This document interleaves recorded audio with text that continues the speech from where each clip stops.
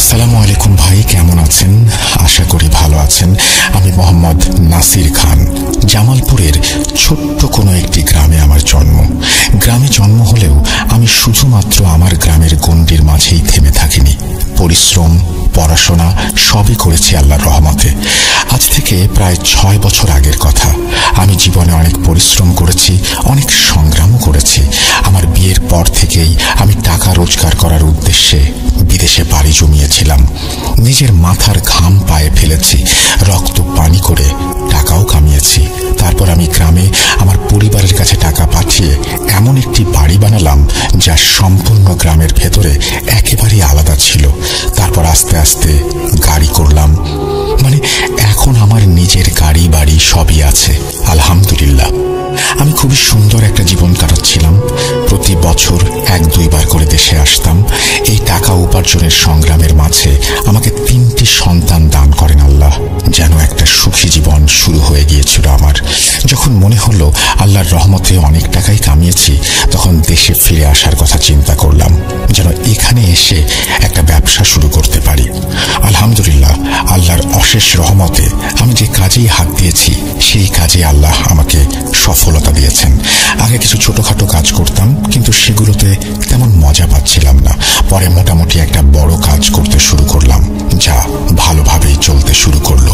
এটা বলার উদ্দেশ্য হলো, আমি আমার সম্পূর্ণ পরিবারের মাঝে একদম আলাদা ধরনের ছিলাম। মানে যদি আমি কোথাও পারিবারিক অনুষ্ঠানে যেতাম, তাহলে আমি সবার চোখে আলাদা করে নজরে আসতাম। এসব বলার প্রধান উদ্দেশ্য হলো, এটা তাদের জন্য একটা শিক্ষা যারা লোক দেখানোর জন্য জীবনযাপন করে। আমার মাঝেও এই বিষয়টা অনেকটাই দৃশ্যমান ছিল যে আমি অনেক লোক দেখানো কাজ করতাম, কিন্তু এও নয় যে আমি খুব কৃপণ ছিলাম। আমার হাতটা যথেষ্ট পরিমাণ খোলা ছিল। মানে যদি কেউ আমার কাছে সাহায্য চাইতো, আর্থিক বা অন্য কোনোভাবে, আমি কখনো পিছু পা হতাম না। কিন্তু তবুও কিছু মানুষ থাকে যারা আপনার এই আর্থিক উন্নতি মেনে নিতে পারে না, অর্থাৎ খারাপ দৃষ্টিতে দেখে। আমি কি জানতাম আমার নিজের পরিবারে যে কেউ আমাকে এতটাই হিংসার চোখে দেখেছিলেন যে আমার সাজানো গোছানো সম্পূর্ণ পরিবারটাই ধ্বংস হয়ে যাবে? না, ভাবিনি। এটা নিছক কোনো ঘটনা বা গল্প নয়, এটা একটা শিক্ষা তাদের জন্য যারা খুবই দেখাতে বা খাওয়াতে পছন্দ করেন এবং এসবের মাধ্যমে খুব বাহবা পেতে চান। তাই আপনাদেরকে আমার জীবনের সত্যিটা মনোযোগ দিয়ে শুনতে হবে। আমার ঘটনা বলার উদ্দেশ্য কারো হৃদয়কে ব্যথিত করা নয়, কিন্তু যা আমার সাথে হয়েছে সেটা আল্লাহ না করুক যেন আর কারোর সাথে না ঘটে, আমিন। এবার আমি আমার জীবনের আসল ঘটনার দিকে এগিয়ে যাই। আমার নাম নাসিম খান এবং আমার পুরো পরিবার শেষ হয়ে গেছে এক ভয়ানক কালো জাদুর কারণে। এই ঘটনা শুরু হয়েছিল যখন আমার ব্যবসা ও বাকি কাজকর্ম বেশ ভালোভাবেই চলা শুরু করেছিল। আস্তে আস্তে আমার ব্যবসা এখানে সেট হয়ে গিয়েছিল এবং আমি আমার স্ত্রী ও বাচ্চাদের সঙ্গে একদম সুখী জীবনযাপন করতে লাগলাম।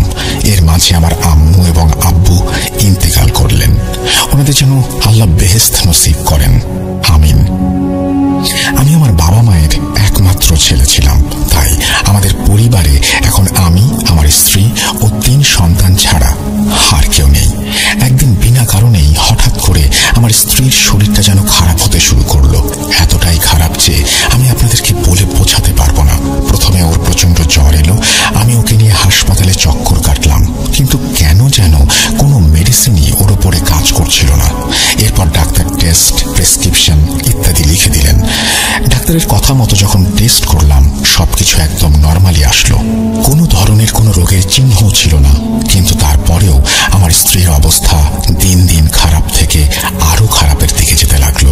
কখনো কখনো ওর এত প্যানিক অ্যাটাক হতে লাগলো যে মাঝরাতে আমাকে আবার ওকে হাসপাতালে নিয়ে যেতে হতো।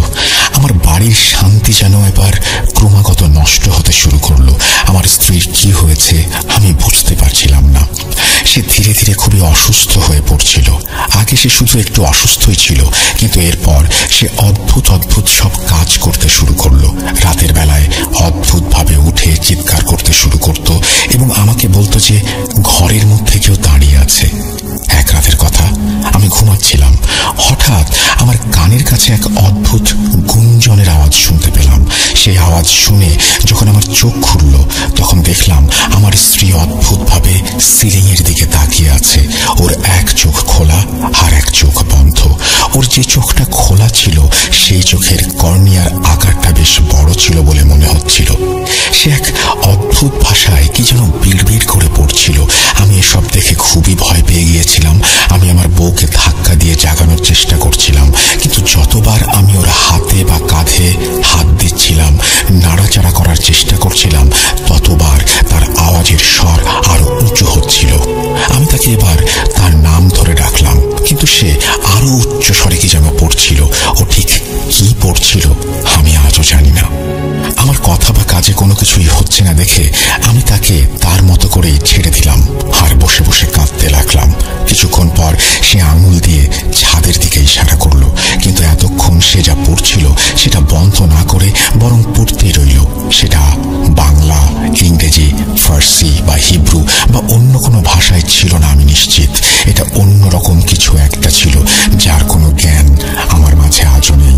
মাঝে মাঝে মনে হতো যে ওটা আসলে কোনো ভাষাই ছিল না। আমার স্ত্রীর গলার বিকৃত আওয়াজ এক অস্বাভাবিক ফ্লোতে যেন চলছিল আর চলছিল।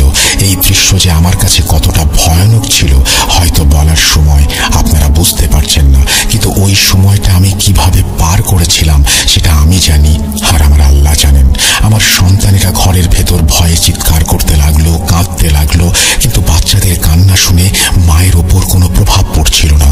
আসলে ওদের মা তো তখন এক অন্য দুনিয়ায় অবস্থানরত ছিলেন। কি করে বাচ্চাদের কথা চিন্তা করবেন তখন? এভাবেই সেই রাতটা কেটে গিয়েছিল আমাদের। এরপর আমি আল্লাহর কালামের আয়াত আওড়াতে শুরু করলাম এবং ধীরে ধীরে আমার স্ত্রী ওই বাজে অবস্থা থেকে বেরিয়ে আসতে শুরু করলো।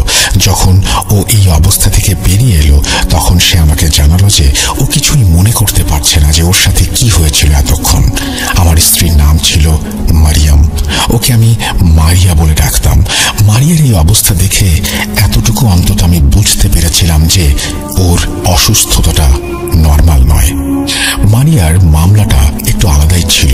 আমি গ্রামের কাছের মসজিদের একজন প্রবীণ হুজুরকে বাড়িতে নিয়ে এসে মারিয়াকে দেখালাম, যিনি নর্মালি দোয়া কালাম করে রোগীর চিকিৎসা করতেন। তিনি নিজের মতো করে দোয়া করলেন এবং কিছু পানি পড়া দিলেন এবং বললেন যে এটা সকাল, সন্ধ্যা ও রাতে মারিয়াকে পান করাতে হবে। মারিয়া আস্তে আস্তে কিছুটা সুস্থ হতে শুরু করলো, কিন্তু সে এতটা সুস্থ হয়নি যে আমি বলতে পারতাম আমার বউ সম্পূর্ণরূপে ভালো হয়ে গেছে। আসলে রোগটা তো তার ভেতরেই ছিল। কিছুদিন পর মারিয়া আবার অসুস্থ হতে লাগলো। এবার ওর অবস্থা এমন ছিল যে ও সারাটা দিন বিছানায় পড়ে থাকতো, কিন্তু এবার এমন কিছু একটা হতে চলেছিল যা আমার কল্পনাতেও আসেনি। মারিয়া তখন সারাদিনই অসুস্থ থাকতো। এক রাতে আমি আমার ঘরে ঘুমাচ্ছিলাম, আমার বাচ্চারাও ঘুমাচ্ছিল আমার সাথে। এখানে বলে রাখা ভালো যে এখন আমার অভ্যাসটা এমন ছিল যে আমি আমার ডাবল বেডের সাথে একটা রুমে একটা চাদর বিছিয়ে রেখেছিলাম। সেই সময় গ্রামে শীতকাল ছিল এবং প্রচন্ড ঠান্ডা ছিল। মানে যদি আপনি আপনার হাত কম্বল থেকে বের করেন তাহলে আপনার হাত যেন বরফ হয়ে যাবে, এমন অবস্থা। সেই কড়া ঠান্ডায় আমি আমার ডাবল বেডে আমার বাচ্চাদের আর স্ত্রীকে ঘুম পাড়িয়ে রেখেছিলাম এবং আমি নিজে রুমের মাঝে পায়চারি করছিলাম। তখন রাত প্রায় 1টা বাজে। যারা জামালপুরের বা বিশেষ করে গ্রামাঞ্চলের মানুষ তারা জানেন যে ওই এলাকাগুলোতে রাত কতটা তাড়াতাড়ি হয় এবং নীরবতা কত তাড়াতাড়ি ছড়িয়ে পড়ে। রাত 8টা থেকে 9টার মধ্যে এমন লাগছিল যেন গলিগুলোতে ঠান্ডায় কুকুরগুলো ভোঁ ভোঁ করছে। এছাড়া চারপাশে একদম নীরবতা সাদৃশ্য। আমাদের বাড়িটা অনেক বড় ছিল বলতে গেলে, কিন্তু আমরা সবাই বাচ্চাদের জন্য একই রুমে ঘুমাতাম। শীতও পড়েছিল। আমি সেই রুমে আমার হিটার লাগিয়ে রেখেছিলাম। আমার কিছুটা তন্দ্রা আসলে আমি বিছানার সাইডে জড়ো হয়ে শুয়ে পড়লাম এবং ঘুমিয়ে পড়লাম। হঠাৎ করে আমার ঘুমের মধ্যে এমন অনুভব করলাম যেন আমার ঘরের বাইরে বা সীমানায় কেউ আছে আর অন্য রুমগুলোতে যেন কেউ আছে। দরজার আওয়াজ শুনতে পেলাম আর মনে হলো কেউ বাইরে হাঁটছে। পায়ের আওয়াজ শুনলাম। আমার চোখ খুলে গেল। আমি কম্বল থেকে মুখ বের করলাম আর ঠান্ডার তীব্রতায় আমার অনুভূতি এমন ছিল যে যদিও ঘরের ভেতরে হিটার চলছিল তবুও ঠান্ডা লাগছে। আমি কিছুই বুঝে উঠতে পারলাম না। যখন আমার নজর নজর আমার দরজার দিকে গেল। আমি দেখতে পেলাম যে দরজাটা একটু খোলা। আমি মোবাইলের টর্চ অন করলাম, বেডের দিকে লাইট মারলাম এবং দেখলাম যে আমার স্ত্রী বিছানায় নেই। আমার কাছে খুবই অদ্ভুত লেগেছিল, কারণ কিছুদিন ধরেই এমন অনেক অদ্ভুত ঘটনা ঘটছে আমার সাথে। আমি ভাবলাম হয়তো সে ওয়াশরুমে গেছে, কিন্তু ওয়াশরুম তো আমার সেই রুমের সঙ্গে অ্যাটাচড। তাহলে মেইন দরজা কেন খোলা? আমি ভাবলাম সে হয়তো পানি পান করতে গেছে বা ক্ষুধা লেগেছে বলে রান্নাঘরে গিয়েছে কিছু খাবে ভেবে। আমি কিছুক্ষণ অপেক্ষা করলাম তার ফেরার আশায়, কিন্তু অনেকটা সময় পার হয়ে গেলেও আমার স্ত্রী আর রুমে এলো না। কিছুক্ষণ পর আমি ঘর থেকে তার গলার আওয়াজ শুনতে পেলাম। যেই ঘর থেকে তার গলার আওয়াজ ভেসে আসছিল সেটা আসলে ছিল আমাদের স্টোর রুম বা ভাড়ার ঘর। আমরা ফসলের জন্য ঘরে একটা বড় টিনের ভাড় রাখি, যেটাকে আমরা আমাদের স্থানীয় ভাষায় ভান্ডার বলি। আর সেই ঘরটা আমরা স্টোর হিসেবেও ব্যবহার করতাম। সেখানে কেউ থাকতো না, আর কোনো আসবাবপত্র ছিল না। সেখানে ছিল ভান্ডার আর কিছু স্টোরের জিনিস, যার মধ্যে আমাদের কিছু পুরনো জিনিসও ছিল যখন আমরা পুরনো ঘরে থাকতাম। যাই হোক, আমি সেই ঘর থেকে আমার স্ত্রীর কথা বলার আওয়াজ শুনতে পেলাম। ঘরের কাছে এগিয়ে গিয়েও আরো ভালো করে খেয়াল করার পর আমি বুঝতে পারলাম যে ওই ভাষা ঠিক সেই ভাষা যেটা সেই রাতে আমার সঙ্গে কথা বলার সময়ও আমার মারিয়া ব্যবহার করেছিল যখন সে ঘুমাচ্ছিল। তখন পর্যন্ত আমি খুব একটা ভয় পাইনি, কিন্তু যখন আমি ওই ফিসফিসের আওয়াজ শুনলাম তখন আমার মনে ভয়ের মাত্রা বাড়তে লাগলো। আমার স্ত্রী কি এক অদ্ভুত ভাষায় সে রুমে কথা বলছিল। আমি তাড়াতাড়ি বিছানা থেকে উঠে গায়ে চাদর জড়িয়ে নিলাম এবং চুপচাপ পায়ে পায়ে স্টোর রুমের দিকে এগোতে লাগলাম। বলে রাখা ভালো যে আমি আমার বাড়িতে কিছু মুরগি পুষতাম। আমি ভয়ে ভয়ে এক পা দুপা করে ক্রস করে স্টোর রুমের দিকে এগিয়ে যাচ্ছিলাম। ধীরে ধীরে সেই আওয়াজ যেন আরো বাড়তে লাগলো, কিন্তু আমার মনে হচ্ছিল আমার স্ত্রীর সঙ্গে বোধহয় আরো একজন আছে যার কথা আমি শুনতে পাচ্ছি। ভারী ও মোটা পুরুষালী আওয়াজ। ভাষাটা যদিও বুঝতে পারছিলাম না, তবে এটুকু বুঝতে পারছিলাম যে আমার স্ত্রীও তার সঙ্গে ননস্টপ কথা বলছিল। আমি যখন রুমের দরজার কাছে পৌঁছালাম, ভেতরের পরিবেশ খুবই অদ্ভুত মনে হচ্ছিল আমার। কেন জানি না মনে হচ্ছিল যে সেই রুমে শুধুমাত্র আমার স্ত্রী না, বরং আরো কিছু ব্যক্তিও আমার স্ত্রীর সঙ্গে ওই রুমে উপস্থিত আছে। রুমটা একেবারে অন্ধকার ছিল এবং ভেতরে প্রচন্ড ঠান্ডা ছিল। আমার স্ত্রীর আওয়াজ ভেতর থেকে কেমন যেন শোনা যাচ্ছিল। কিভাবে বোঝাবো আপনাদের? মনে করুন কারো গলার আওয়াজ ভেঙে একেবারে ভারী হয়ে গেলে তার স্বর যেমন শোনাবে, অনেকটা তেমনই। আমি ভয়ে ভয়ে দরজার সামনে চলে গেলাম, দোয়া ও কালিমা পড়া শুরু করলাম। তারপর ওই দরজায় নক করলাম, কিন্তু ভেতর থেকে কোনো আওয়াজ পেলাম না। আমার স্ত্রী চুপ করে আছে দরজার কর্নার শব্দ শুনে। কিছুক্ষণ চুপ থাকার পর আবার যে আওয়াজগুলো আসতে শুরু করলো, যেন এই সমস্যা আবার শুরু হয়েছে। আমি আমার স্ত্রীর নাম ধরে ডাকলাম, মারিয়া, তুমি কি ভেতরে আছো? আমার ডাক শুনে সে চুপ হয়ে গেল। আমি মোবাইলের টর্চ অন করে ঘরের দরজাটা এবার খুললাম। দরজা খুলতেই মনে হলো এক ঝড়ো প্রবল শক্তিশালী বাতাস এসে আমাকে ধাক্কা দিল এবং আমাকে ভেদ করে ঘর থেকে বাইরে চলে গেল। কিন্তু আমি কাউকেই দেখতে পেলাম না। তারপর দেখলাম ঘরের এক কোণে আমার স্ত্রী বসে আছে, আর বিশ্বাস করুন তার পাশে আমাদেরই পোষা একটা মুরগি, যাকে সে আমার সামনেই ধরলো আর মাথাটার টান দিয়ে শরীর থেকে আলাদা করে তার মাংস খেতে লাগলো। বেচারা মুরগি, আল্লাহ জানে কতটা কষ্ট পেয়েছে সে। মুরগিটার এমন অবস্থা ছিল যে না তো তাকে জবাই করে হালাল করা হলো, আর না তার চামড়া ছাড়ানো হলো, কিন্তু তাকে সরাসরি কাঁচা মাংস হিসেবে খাচ্ছিল আমার মারিয়া। ওর মুখে সেই বেচারি মুরগির রক্তের দাগ আমি দেখতে পেয়েছিলাম। আমার মারিয়া এতটাই সুন্দর ছিল মাশাআল্লাহ, যে আমি বলে বোঝাতে পারবো না আপনাদের। কিন্তু এখন তার অবস্থা এমন হয়ে গেছে যে আমি মুখে বলতেই পারছি না। যাই হোক, মারিয়ার এই অবস্থা দেখে আমার মন ভেঙে গেল এবং আমি খুব বেশি পরিমাণে ভয় পেয়ে গেলাম। আমি তাকে ভয়ে ভয়ে ধরে ঘরে নিয়ে এলাম। আমি প্রথমে তার মুখে হাত দিয়ে ধরলাম এবং কালেমা পড়লাম। হুজুর আমাকে ফুঁক মারার জন্য যে পানি দিয়েছিলেন সেটাও প্রয়োগ করলাম। আস্তে আস্তে মারিয়ার অবস্থার কিছুটা পরিবর্তন আসলো, কিন্তু এখানে আশ্চর্যজনক বিষয় ছিল যে শীত আর ঠান্ডা এত বেশি ছিল যে বরফ জমে যাবার মতো অবস্থা। কিন্তু আমার স্ত্রী মোজা পরেনি এবং কোনো শালও গায়ে দেয়নি, শুধু একটি স্লিপিং ড্রেস পরে সে তার ঘর থেকে বের হয়েছিল এবং সে রীতিমতো ঘামছিল। টপ টপ করে ওর লম্বা লম্বা চুল থেকে পানি চুইয়ে পড়ছিল। আমি তাকে বেডে নিয়ে গিয়ে শুইয়ে দিলাম। সে যেন একেবারেই চুপ ছিল, এমনকি আমার সঙ্গেও কোনো কথা বলছিল না। বিলিভ মি ব্রাদার, আপনি যদি আমার জায়গায় নিজেকে কল্পনা করেন তাহলে হয়তো এই কষ্ট, এই দুঃখ অনুভব করতে পারবেন যে আমার হাসি খুশি জীবন, আমার এত সুন্দরী স্ত্রী কি করে এরকম হয়ে যাচ্ছে। কিন্তু এটা তো কেবলমাত্র শুরু। এরপর কি হতে যাচ্ছে সেটা আমি বলতে গেলেও আমার শরীরের লোম যেন দাঁড়িয়ে যাচ্ছে। যাই হোক, মারিয়ার এই অবস্থার কিছুটা উন্নতি হওয়ার পর আমি তাকে কভার করে কম্বল দিয়ে ঢেকে শুইয়ে দিলাম। এটা ছিল ঘটনার দ্বিতীয় দিন।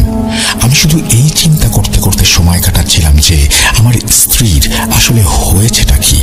আমার ছোট ছোট 3টা বাচ্চা আছে, ওদের দোয়ার অজুহাতে যেন আল্লাহ আমার মারিয়াকে সুস্থ করে দেন। এসব ভাবতে লাগলাম সারাটা দিন। এদিকে আমার মারিয়া, তার অবস্থা এতটাই খারাপ হয়ে যাচ্ছিল যে সারাদিন সে বিছানা থেকে উঠতে পারত না, কিন্তু রাত হলেই সে যেন খুবই অ্যাক্টিভ হয়ে যায় এবং একা একা অদ্ভুতভাবে কিছু পুরনো স্মৃতি নিয়ে কথা বলে, যা হয়তো নিজের সাথেই কথা বলা। নিজের মাথা চুলকে চুলকে চামড়া ছিলে রক্ত অব্দি বের করে ফেলত। কিন্তু যখন সে স্বাভাবিক থাকে তখন সে একেবারেই আগের মতো। দিনের বেলাতেও যখন তার শরীর খারাপ থাকে তখন সে আমার সঙ্গে স্বাভাবিকভাবে কথা বলে। আমি পরদিন সকালে তাকে জিজ্ঞাসা করলাম যে রাতে তুমি স্টোর রুমে কি করছিলে? সে উত্তরে বলল, আমার তো কিছু মনে নেই, আমি তো ঘুমাচ্ছিলাম, কিন্তু সকালে উঠে ভীষণ ক্লান্ত লাগছিল আমার। এই বলে সে বমি করা স্টার্ট করলো। সারাদিনের ভেতর 10 থেকে 12 বার বমি করলো সে। হয়তো সে ওই কাঁচা মাংসটা হজম করতে পারেনি। আমি আমার আশেপাশের সবাইকে আমার স্ত্রীর এই অবস্থার কথা বললাম এবং ভালো একজন হুজুরের খোঁজ করতে লাগলাম। আমার অবস্থা এমন হয়ে গিয়েছিল যে যাকেই সামনে পেতাম তাকেই বলতাম যে একজন সত্যিকারের কাজ করতে পারে এমন ব্যক্তির সন্ধান দিন, যাকে দিয়ে আমি আমার মারিয়ার চিকিৎসা করাতে পারি। সে যাই হোক, পরের রাতে যখন আমরা ঘুমানোর প্রস্তুতি নিচ্ছিলাম তখন আমি 4টি কুলসুরা পড়ে মারিয়ার ওপর দম করলাম। তারপর আয়াতুল কুরসি পড়ে আবারও ফুঁ দিলাম। এরপর আমি আমাদের বাচ্চাদের ঘুম পাড়িয়ে নিজেও শুয়ে পড়লাম, কিন্তু টেনশনে আমার ঘুম আসছিল না। আমি মাঝে মাঝেই মারিয়ার দিকে তাকাচ্ছিলাম ততক্ষণ পর্যন্ত সে একদম স্বাভাবিকভাবেই ঘুমাচ্ছিল। এভাবেই অনেকটা সময় পার হয়ে গেল, সবকিছু স্বাভাবিক ছিল। এরপর আমিও ঘুমিয়ে পড়েছিলাম। শেষ পর্যন্ত কতক্ষণই বা আমি জেগে থাকতে পারি। তারপর রাত প্রায় 2টা থেকে 2:30 হবে। চোখ খুলে মারিয়ার দিকে আমার নজর গেল। আবার সে একই দৃশ্য, আমার স্ত্রী বিছানা থেকে গায়েব হয়ে গিয়েছে। মোবাইলে টর্চ অন করে রুমের ভেতর চোখ বুলিয়ে দেখলাম, কিছুই দেখতে পেলাম না। তারপর আমি সারা ঘর জুড়ে মারিয়াকে খুঁজতে লাগলাম। আমার স্ত্রী কোথাও নেই। আমি বাইরের আঙিনায় গেলাম, সেখানে আমি একটা লন তৈরি করেছিলাম। আমি দেখলাম সেখানে আমার মারিয়া বসেছিল এবং বসে বসে কিছু একটা খনন করছিল। তার অবস্থা একদম এমন ছিল যে সে কোনো গরম কাপড়ও পরেনি, পায়ে কোনো স্যান্ডেলও পরেনি। সে একদম খালি পায়ে এবং খোলা চুলে সেখানে বসে কাজ করছিল। আমি তাকে দেখে অবাক হয়ে গিয়েছিলাম যে এই শীতে কিভাবে একজন এই পোশাকে বাইরে থাকতে পারে। এরপর আমি দেখলাম সে কিছু একটা খুঁজছে। আমি ওকে নাম ধরে ডাকছিলাম, কিন্তু ওর কোনো ভ্রুক্ষেপই নেই আমার দিকে। আমি তাকে থামতে বললাম, কিন্তু সে আমার কোনো কথাই যেন শুনতে পাচ্ছিল না বা শোনার প্রয়োজন মনে করছিল না। এরপর আমি তাকে জোর করে তুলে নিয়ে তার হাত আমার কাঁধে রেখে সাপোর্ট দিয়ে ঘরে নিয়ে এলাম।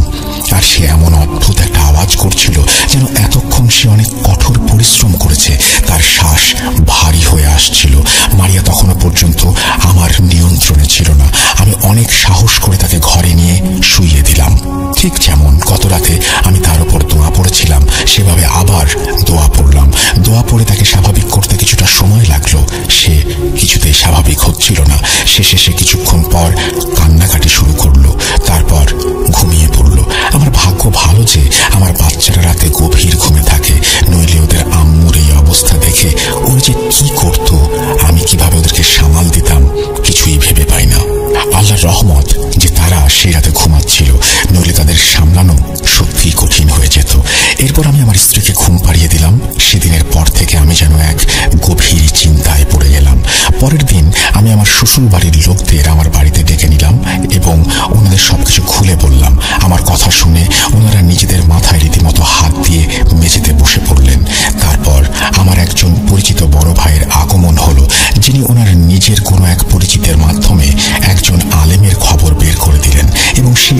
সাথে যোগাযোগ করে জানালেন যে সেই আলেম পরের দিন আমাদের বাসায় আসবেন। সেদিন রাতটা আমরা সেভাবে পার করলাম যেভাবে বাকি রাতগুলো কাটছিল।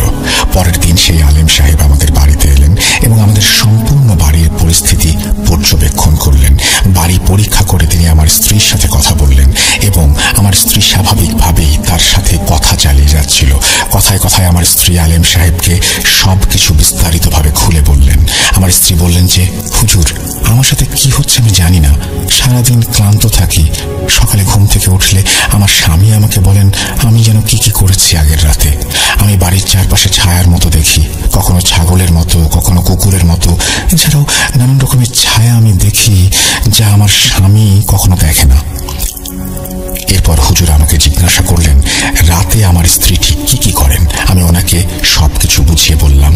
তারপর উনি আবারও সম্পূর্ণ বাড়ির পরিস্থিতি খতিয়ে দেখলেন, কিছু আমল করলেন এবং সম্পূর্ণ বাড়িতে ঘুরতে লাগলেন।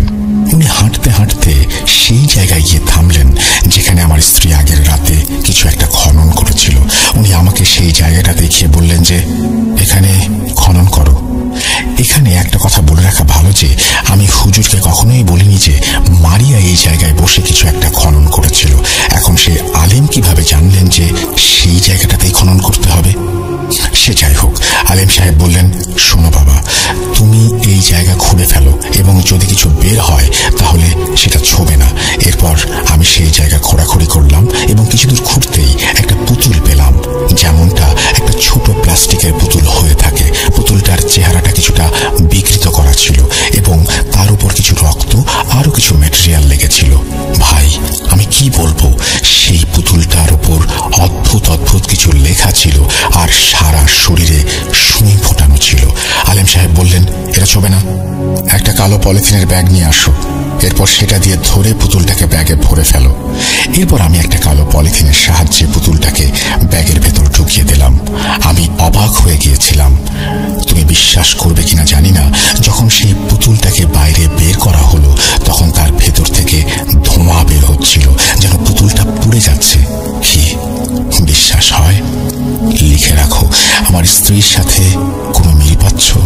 মনে আছে বলেছিলাম যে আমার স্ত্রী এই শীতের রাতেও ঘেমে নিয়ে একাকার। যাই হোক, পুতুলটাকে ব্যাগে ঢোকানোর পর আলেম সাহেব সেটা আমার হাত থেকে নিয়ে নিলেন এবং আমার শ্যালক আমাকে বললেন যে এটা এমন জায়গায় দাফন করো যেখানে কেউ আসবেও না আর এটা খুঁজেও পাবে না, জলদি করো। আমি আর আমার শ্যালক এমন একটা জায়গা খুঁজে বের করলাম যা সম্পূর্ণরূপে মানুষের নাগালের বাইরে ছিল। আমরা এরপর সেই জায়গায় একটা গর্ত করে পুতুলটাকে দাফন করে এলাম। আলেম সাহেব আরো বলেছিলেন যে তোমরা যখন এটা দাফন করবে তখন পেছনে তাকাবে না। ওনার কথা মতো আমরা পেছনে তাকাইনি, কিন্তু কি বলবো ভাই, সেই সময়টা যে কি ছিল, চারপাশে যে কি নিস্তব্ধতা ছিল, এসব ভাবলে আজও শরীরের ভেতরে ঠান্ডা বাতাসের স্রোত বয়ে যায়। যাই হোক, আমাদের উপর শর্ত ছিল যে পুতুলটাকে রাতের অন্ধকারে দাফন করতে হবে। যখন আমরা সেটাকে দাফন করে ফিরে আসছিলাম, আমাদের মোটর সাইকেল একটু দূরে দাঁড় করানো ছিল। সামনে পায়ে হেঁটে যেতে হয়েছিল যেখানে পুতুলটাকে দাফন করা হয়েছিল সেখান থেকে। জায়গাটা ছিল এক ধরনের জঙ্গল, যেমন গ্রামের জঙ্গল হয় আর কি। সেই জঙ্গল থেকে আমাদের কানে কান্নাকাটির আওয়াজ ভেসে আসতে লাগলো, যেন অনেক মানুষ একসাথে চেঁচামেচি করছে, কোনো জন্তু পাখির মতো। আমি বলে বোঝাতে পারবো না যে সেই সময়টা কতটা ভীতিকর পরিস্থিতির সৃষ্টি হয়েছিল। তবে শর্ত মতো আমরা পেছনে তাকাইনি, যেহেতু আলেম সাহেব বলেছিলেন যাই হোক না কেন পেছনে ফিরে তাকানো যাবে না। এসব শয়তান তোমাদের বাধ্য করবে যেন তোমরা পেছনে ফিরে তাকাও। হুজুরের কথা মতো কাজ শেষ করে যখন আমরা ফিরে যাচ্ছিলাম, আমাদের মনে হচ্ছিল অনেকগুলো মানুষ আমাদের পেছন থেকে ডাকছে এবং আমাদের সাথে সাথেই চলছে। আমরা সাহসিকতার সাথে সবকিছু উপেক্ষা করে শুধু কোরআনের আয়াত পড়তে লাগলাম এবং যেভাবেই হোক বাইক স্টার্ট করলাম এবং সেই জায়গা থেকে বেরিয়ে এলাম। এরপর যখন আমরা বাড়িতে ফিরে এলাম তখন আলেম সাহেব কিছু দম করা পানি ও তাবিজ তৈরি করে দিলেন এবং আমার স্ত্রীর গলায়ও একটি তাবিজ পরিয়ে দিলেন। এরপর আমাদের এমনটা মনে হলো যে সবকিছু থমকে গেছে, কিছু যেন ঘটেনি, সবকিছুই যেন স্বাভাবিক হয়ে গেছে। আলহামদুলিল্লাহ, এরপর থেকে আমার স্ত্রী ধীরে ধীরে সুস্থ হতে লাগলো। যদিও সে তখনও বিছানায় শয্যাশায়ী ছিল, তবুও ধীরে ধীরে সুস্থ হচ্ছিল। আস্তে আস্তে মারিয়া আবার ঘরের কাজকর্মে মন দিতে শুরু করলো। অসুস্থ থাকলেও কোনো না কোনোভাবে সাহস করে সে সকালের নাস্তাটা বানায় সবার জন্য, বাচ্চাদেরও স্কুলের জন্য প্রস্তুত করে দেয়। এসব দেখে আমি বেশ খুশি ছিলাম, এই ভেবে যে যাক, আমার স্ত্রী আবার স্বাভাবিক জীবনে ফিরে এসেছে। আমি আবার আমার ব্যবসার দিকে মনোযোগ দিতে শুরু করলাম, কারণ এসব সমস্যার কারণে আমার ব্যবসা বেশ ভালোই ক্ষতির সম্মুখীন হচ্ছিল। আমার স্ত্রীর সাথে এই সমস্যাগুলো হবার আগে আমি আমার ব্যবসা আস্তে আস্তে বেশ বাড়িয়ে তুলেছিলাম। মানে আমার একটা দোকান থেকে আয় বাড়তে বাড়তে এখন আমার আরো 5-6টা দোকান হয়ে গিয়েছিল। কিন্তু আমার স্ত্রীর এই সব সমস্যার কারণে সবকিছুই ক্ষতির সম্মুখীন হয়েছিল। এই সমস্যার পর আমার কাছে আর মাত্র 2টা দোকানই বাকি ছিল, কিন্তু তখনও আমি হাল ছাড়িনি। আমি আমার পরিশ্রম চালিয়ে যাচ্ছিলাম এই ভেবে যে জীবন চালাতে হলে কিছু একটা করে রিজিকের ব্যবস্থা করতে হবে। আমি পরিশ্রম করব, ইনশাআল্লাহ তাআলা আবার আমার সবকিছু ঠিক হয়ে যাবে। যদিও ক্ষতি কিছু হয়েছিল, তবু আমি মোটামুটি স্টেবলই ছিলাম। এমন না যে আমি খুব বড় ক্ষতির মধ্যে পড়ে গিয়েছি। যাই হোক, আমি আমার কাজে মনোযোগ দিলাম, কিন্তু আল্লাহর প্ল্যান হয়তো কিছুটা অন্যরকমই ছিল। আলেম সাহেব যাবার আগে আমাকে বলেছিলেন যে, বাবা শোনো, তোমার একজন আত্মীয় আছেন, মারাত্মক হিংসার বশবর্তী হয়ে তোমার পরিবারের ওপর কালো জাদু করিয়েছে। এখন তোমাকে ট্রেস করতে হবে সে কে।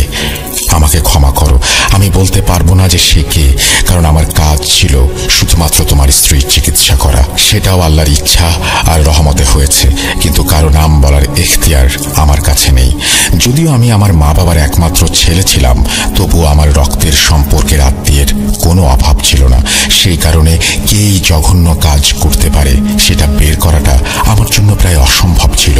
তবু আমি পারিবারিক একটা মিটিং ডেকে সবার সাথে কথা বলি। যদিও আমি ওনাদের বেশ চাপ দেইনি, আমি ওনাদের বলেছিলাম যে আমাকে বলা হয়েছে আমি যেন জানার চেষ্টা করি যে এসব কেন হয়েছে, কে করেছে। কারণ আপনাদের মাঝে এমন কেউ আছেন যিনি আমাকে ঈর্ষা করেন এবং আমার স্ত্রীর ওপর কালো জাদু প্রয়োগ করেছেন। এই কালো জাদু শেষ করতে আমি যে চেষ্টা করেছি, সেই কাজে আমারও কিছু ক্ষতি হয়েছে। এটা আমাকে একজন আলেম সাহেব বলেছেন। তবু আমি তাদের কাছে অনেক কৃতজ্ঞ যে যারা আমার স্ত্রীর জন্য অনেক কিছু করেছেন, এখন সে সুস্থ হওয়ার পথে এগিয়ে চলেছে। আমি বা আমরা যদি কোনো ভুল করে থাকি, তবে দয়া করে আমাদের ক্ষমা করবেন। এই বলে আমি করজোরে সবার কাছে ক্ষমা চেয়ে নিই। আমি সেই কালো জাদু করা ব্যক্তিকে খুঁজে বের করতে চাইনি আসলে, কারণ হিংসা বাড়িয়ে লাভ হয় না, বরং ক্ষতি হয়।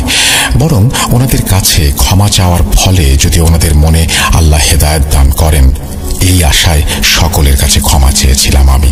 এরপর যখন আমি আমার স্ত্রীকে আমাদের সাথে ঘটে যাওয়া কালো জাদুর কথা বললাম, সে খুবই অবাক হয়েছিল যে আমার সাথে এমন কিছু ঘটতে পারে, এটা সে ভাবতেই পারে না। আমি আমার সাধ্যমতো ক্ষমা চেয়েছিলাম, কিন্তু যিনি আমাদের প্রতি ঈর্ষা করেছিলেন তিনি হয়তো নিশ্চুপ ছিলেন না, বরং তিনি হয়তো আরো রাগান্বিত হয়ে পড়েছিলেন। যাই হোক, এই অবস্থায় আমি সিদ্ধান্ত নিলাম যে আমার যত আত্মীয় স্বজন আছেন ওনাদের সাথে ভালোভাবে দেখা সাক্ষাৎ করব, ওনাদের খবরাখবর নেব এবং যদি ওনাদের কোনো সাহায্যের প্রয়োজন হয় সেটাও করব। যদিও এই কাজ আমি আগেও করতাম, কিন্তু এবার একটু বেশি করে করতে শুরু করলাম এই কাজগুলো, এই ভেবেছে হয়তো এতে অন্তত সেই ব্যক্তির মন নরম হয়ে যাবে। আমার ছোট ছোট বাচ্চা আছে, আমার স্ত্রী আছে, এই তো আমার জীবন। আল্লাহ তো অনেক টাকা দিয়েছেন আমাকে, কিন্তু এদের মধ্যে যদি কেউ এমনভাবে ক্ষতিগ্রস্ত হয়ে যায় তাহলে তো আমি শেষ হয়ে যাব। আমি সবাইকে অনুরোধ করেছিলাম যে আল্লাহর ওয়াস্তে যেন এসব কাজ আর কেউ না করেন। আমি এতটা বিনয়ের সাথে বলেছিলাম কথাগুলো যে অনেক ব্যক্তির চোখে পানিও চলে এসেছিল।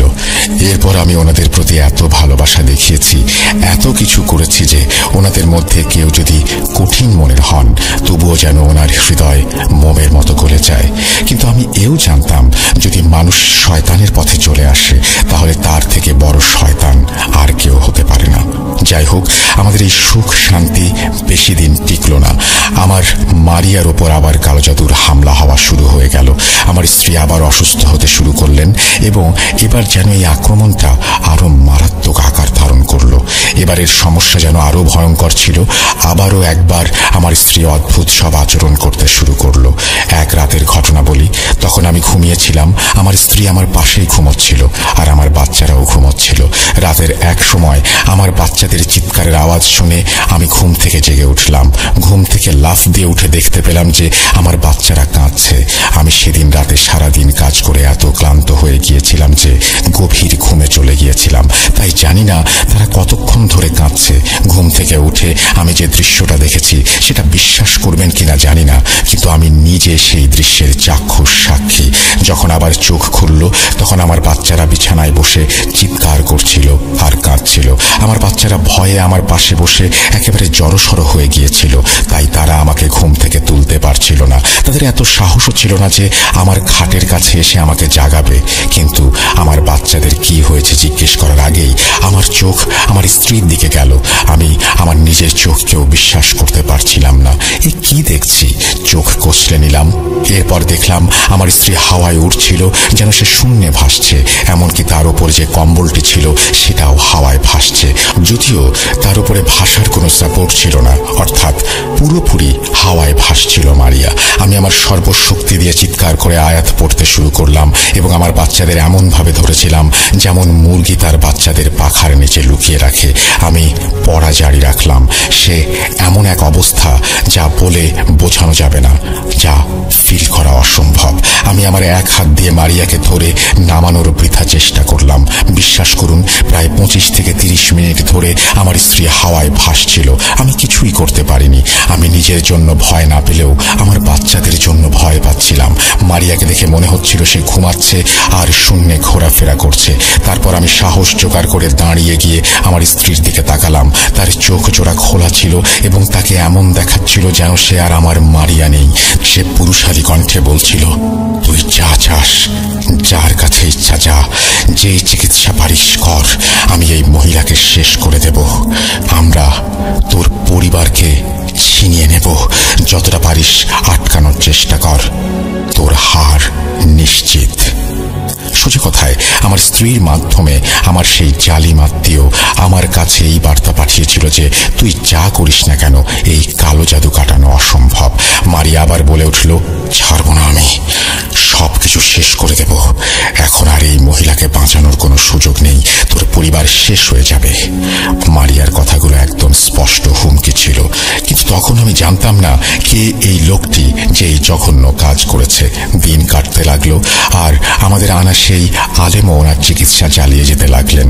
আমার স্ত্রীর স্বাস্থ্যের অবস্থা ওঠানামা করতে লাগলো। কখনো কিছুটা সুস্থ হয়ে যাচ্ছিল, আবার কখনো একেবারে বিছানায় পড়ে যাচ্ছিল। সে এতটাই দুর্বল হয়ে গিয়েছিল যা আমার চোখে দেখার মতো ছিল না। আমার এত সুন্দরী স্ত্রী আর এখন কি অবস্থা আমি ভাবতেও পারি না। আমি শুধু নুরানি অর্থাৎ ইসলামী চিকিৎসাই করাইনি, হাসপাতালেও নিয়ে গিয়েছিলাম মারিয়াকে। ডাক্তারের দেয়া টেস্টগুলো করালাম, রিপোর্টগুলো নিয়ে ডাক্তারকে দেখালাম। সবকিছুই নর্মাল। আমার দিক থেকে চিকিৎসার যেন কমতি না থাকে, এই জন্য সব ধরনের চিকিৎসাই করিয়েছিলাম মারিয়াকে। লোকজন আমাকে বলে, ভাই ধর্মীয় চিকিৎসা করান, মেডিকেল থেকে দূরে থাকেন। কিন্তু আমি তো মেডিকেলেও যাই এবং ধর্মের দিকেও যাই, যাতে কোনো ভুল না হয় এবং আমার জীবনটা বিগড়ে না যায়। চিকিৎসারত আলেমও অনেক দুশ্চিন্তায় ছিলেন আমাদের নিয়ে। যখন আমি এখানে এসে আমল করি তখন সব ঠিক থাকে, কিন্তু যখন আমি আমল শেষ করে চলে যাই তখন আমার উপরে অনেক চাপ আসে। আমারও সন্তান আছে, তবুও উনি হাল ছাড়েননি। কিন্তু ওনার এই দুশ্চিন্তা অযথা নয়, এও আমার জানা ছিল। আমি খেয়াল করেছিলাম যে আমি যতই আমার স্ত্রী নিয়ে ঘুরে ঘুরে নানান কবিরাজ ও ডাক্তারের চিকিৎসা নেই না কেন, তার স্বাস্থ্যের কোনো উন্নতি হচ্ছিল না। এখন সে সম্পূর্ণরূপে শুকিয়ে গেছে। আল্লাহ কেন আমার মিনতি শুনছিলেন না আমি জানি না। এক রাতে আমি ঘুমানোর প্রস্তুতি নিচ্ছিলাম, আমার বাচ্চারা তখন ঘুমাচ্ছিল। আমার মারিয়া আমার কোলে মাথা রেখে আমাকে অদ্ভুতভাবে দেখছিল। আজ অনেক দিন পরে তার চোখে আমার জন্য সেই পুরাতন ভালোবাসার আভাটা দেখতে পেলাম। আমি ওকে জিজ্ঞেস করলাম, কি দেখছো? কিছু বলবে মারিয়া? আমার কথার উত্তর না দিয়ে সে শুধু আমাকে দেখেই যাচ্ছিল। সে আমাকে ইশারায় তার কাছে ডাকলো। আমি তার মুখের কাছে আমার মাথাটা নিয়ে গেলাম। সে শক্ত করে আমার হাত ধরে বলল, যদি আমার কিছু হয় তাহলে আমার বাচ্চাদের খেয়াল রেখো। ধুর বলে আমি তাকে বললাম, তুমি সব কথা কেন বলছো মারিয়া? সে বলল, যাই হোক, আমাকে কথা দাও, যদি আমার কিছু হয় তাহলে আমার বাচ্চাদের খেয়াল রাখবে। সেই কথাগুলো বলেছিল আর বারবার আমার চোখের দিকে তাকিয়েছিল। ওই দিন আল্লাহ তাআলা স্বামী স্ত্রীর সম্পর্কটাকে কতটা মধুর ও সুন্দর করে বানিয়েছেন। যদি নেককার বউ পাওয়া যায় তাহলে এই দুনিয়ায় পুরুষের জন্য জান্নাত তৈরি হয়। আমি আমার এই বউকে নিয়ে কখনোই কোনো অভিযোগ করিনি, কারণ তিনি খুব ভালো একজন গৃহিণী ছিলেন, যিনি আমার বাচ্চাদের সামলেছেন, আমাকে সাপোর্ট দিয়েছেন। এই সব কিছু যা আল্লাহ পাকের পক্ষ থেকে আমার জন্য উপহার, এবং যা কিছু আমি পেয়েছি তার কারণেই পেয়েছি। যদি আমি জীবনে কোথাও সফল হয়ে থাকি সেটা আল্লাহর রহমত এবং আমার স্ত্রীর সমর্থন আর আমার বাবা মার দোয়ার কারণেই হয়েছে। না জানি কোনো কারণে ওই রাতে সে আমার দিকে তাকিয়েই রইল আর কাঁদতে থাকলো। তার মায়াবী চোখে সীমাহীন অশ্রু ছিল আর চোখগুলো আস্তে আস্তে লাল হয়ে যাচ্ছিল। আমি তাকে সাহস দিলাম আর নিজেকেও শক্ত করলাম। তোমার কিছু হবে না মারিয়া, তুমি আমার সাথেই আছো আর সারা জীবন আমরা একসাথেই থাকবো ইনশাল্লাহ। সে কোনো উত্তর না দিয়ে আমাকে অবিরত দেখায় ব্যস্ত ছিল। আমি তাকে বললাম, তুমি শুয়ে পড়ো, কিন্তু সে জানালো যে সে শোবে না। সে আমাকে বলেছিল, তুমি ওর পাশে বসে থাকো। অনেকক্ষণ ধরে আমি তার সাথে বসেছিলাম। ধীরে ধীরে তার অবস্থা এতটাই খারাপ হয়ে যাচ্ছিল যে সে আর কোনো কথাই বলতে পারছিল না। অনেকক্ষণ পরে সে আমাকে বলল, এবার তুমি গিয়ে শুয়ে পড়ো। আমি জানতাম না এটাই ছিল মারিয়ার সাথে আমার শেষ রাত আর ওর মুখে বলা সর্বশেষ উক্তি। আমি যদি জানতাম যে এটাই ওর জীবনের শেষ রাত, তবে আমি কখনোই বিছানায় গিয়ে শুয়ে পড়তাম না। কিন্তু আমি জানতাম না। আমি তাকে শোয়ালাম, তার কপালে হাত রাখলাম, তার চুলে হাত রাখলাম, তাকে ভালোবাসার চোখে দেখলাম। তারপর আমি আমার বিছানায় গিয়ে শুয়ে পড়লাম। রাতের কোনো এক প্রহরে আমার চোখ খুলল। আমার অভ্যাস ছিল যে রাতে আমার ঘুম ভাঙলেই আমি আমার ডান পাশে ফিরে স্ত্রীর দিকে তাকাতাম। সেদিন রাতেও ঘুম ভাঙতেই আমি একটা শব্দ শুনলাম, যেন অন্য রুমে কিছু বন্য মানুষ আনন্দ উল্লাস করছে। শব্দটা একদমই তেমন ছিল যেন কোনো জলসা হচ্ছে। আমি দেখলাম আমার স্ত্রী আমার বিছানায় নেই, সে তার বিছানা থেকে গায়েব। আমি ঘর থেকে বেরিয়ে সেই স্টোর রুমে যেতে লাগলাম যেখান থেকে শব্দগুলো আসছিল। আমি যখন রুমের দিকে যাচ্ছিলাম তখন আমার কানে ক্ষীণ আওয়াজ আসতে লাগলো, যেভাবে অনেকগুলি জঙ্গলের মানুষ হইচই করে। মাবুদ, সেই আওয়াজ খুব বেশি লাউড ছিল না, কিন্তু খুবই বিকৃত রকমের ছিল। যখন আমি ধীরে ধীরে সেই ঘরের কাছে গেলাম তখন দেখলাম সেখানে একটা চাটাই রাখা ছিল এবং আমার স্ত্রী সেখানে আধশো অবস্থায়। যখন আমি সেখানে পৌঁছালাম এবং তার হাত ধরলাম, সে কোনো নড়াচড়া করলো না। আমি তার শ্বাস প্রশ্বাস চেক করলাম এবং তার বুকের উপরে কান লাগিয়ে শুনলাম, আল্লাহ আমার মারিয়াকে নিজের কাছে ডেকে নিয়ে গেছেন। ইন্না লিল্লাহি ওয়া ইন্না ইলাইহি রাজিউন। ওর হৃৎপিণ্ডটা শব্দ করা বন্ধ করে দিয়েছিল। যে ভয় ছিল সেটাই সত্য হলো। প্রিয় লিসেনার্স, আমি সাবিত ঘটনার এই পর্যায়ে একটু থামতে চাই। নাসির সাহেব ওনার স্ত্রীর মৃত্যুর কথা বলে আমার সামনে যেন এক শিশুর মতো কান্নাকাটিতে ভেঙে পড়েছিলেন। ওনার কথাগুলো শুনে নিজের অজান্তেই যেন আমার নিজের চোখ জোড়া ভিজে উঠেছিল।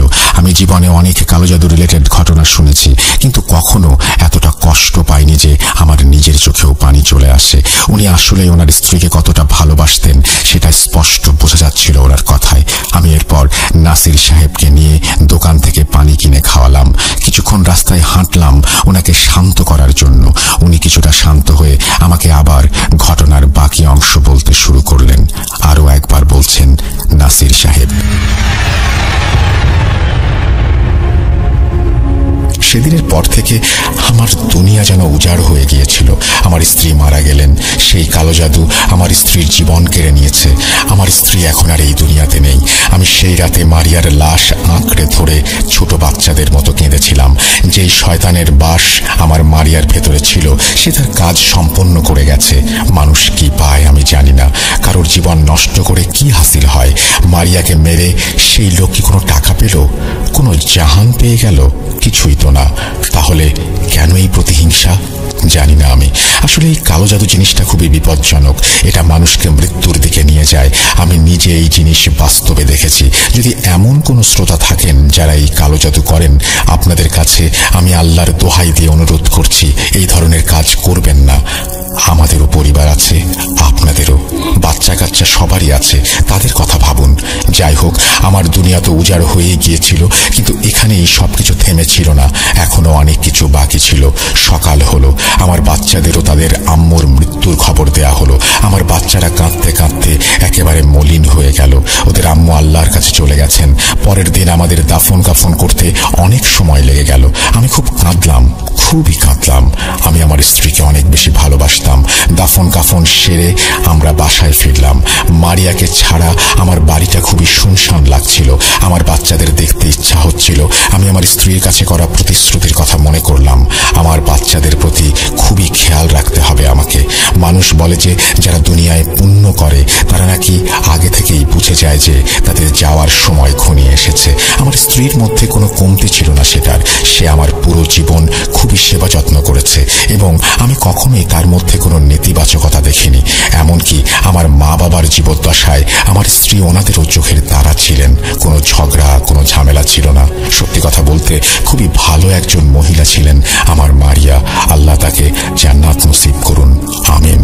কিন্তু যে ব্যক্তির জন্য আমার মারিয়া আজ কবরবাসী, সেই ব্যক্তি যে মারিয়ার জান নিয়েও শান্ত হবে না সেটা আমার জানা ছিল না। জানি না এরপর আর কি কি ঘটতে যাচ্ছে। এক রাতে আমি ঘুমিয়ে পড়েছিলাম।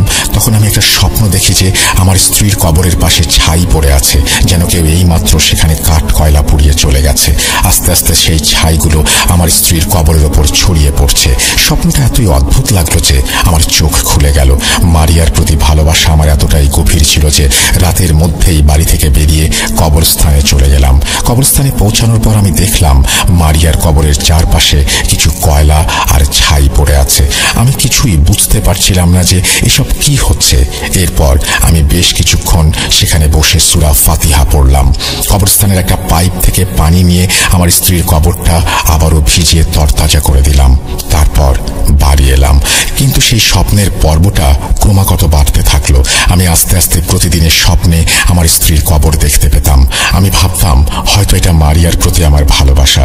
যেন সাবকনশিয়াস মাইন্ডেও আমি সব সময় আমার স্ত্রীর কথা মনে রাখি। এই কারণেই হয়তো আমি স্বপ্ন দেখতে শুরু করেছি। কিছুদিন পার হলে আমি খেয়াল করতে লাগলাম যে আমার বড় ছেলেটা আস্তে আস্তে খুব অসুস্থ হয়ে যাচ্ছে। তারও শরীর তার মরহুমা আম্মুর মতোই খারাপ হতে শুরু করেছে। আমি একা হয়ে কাঁদতে কাঁদতে আল্লাহর কাছে মাফ চাইলাম। হে আল্লাহ, আমার হয়তো এমন কোনো পাপ বা অন্যায় আছে যা আপনার খারাপ লেগেছে। আপনি তো রাজা, আপনি তো বাদশাহ। আমি আমার একটু রত্ন হারিয়েছি, কিন্তু এবার আমি আমার প্রিয় সন্তানকে হারাতে চাই না। আমি আমার ছেলের চিকিৎসা করিয়েছি, আলেমকেও দেখিয়েছি, কিন্তু পরিস্থিতি একই রকম ছিল। এদিকে এখন আমার স্ত্রী আমার স্বপ্নে আসতে শুরু করেছে। তার কবর আমার স্বপ্নে আসতো প্রতিদিন, এবার সে আসে। কিন্তু এবার আস্তে আস্তে আমার স্ত্রী আমার স্বপ্নে আসা শুরু করেছে। আমার স্বপ্নে এসে সে খুবই ভেঙে পড়তো। সে কবরের বাইরে বসে থাকতো। আমি গিয়ে তাকে কিছু জিজ্ঞেস করলে সে কিছুই বলতো না, শুধু কাঁদতো। বিশ্বাস করুন, একবার স্বপ্নে সে আমাকে বলল যে আরমানকে বাঁচাও, তার কিছু হয়ে যাবে। আরমান আমার বড় ছেলের নাম। আমি এই স্বপ্ন দেখে খুবই দুশ্চিন্তায় পড়ে গিয়েছিলাম। আমি সেদিন গিয়ে সেই আলেমের সঙ্গে কথা বললাম আমার স্বপ্নের বিষয়ে। আমি তাকে বললাম যে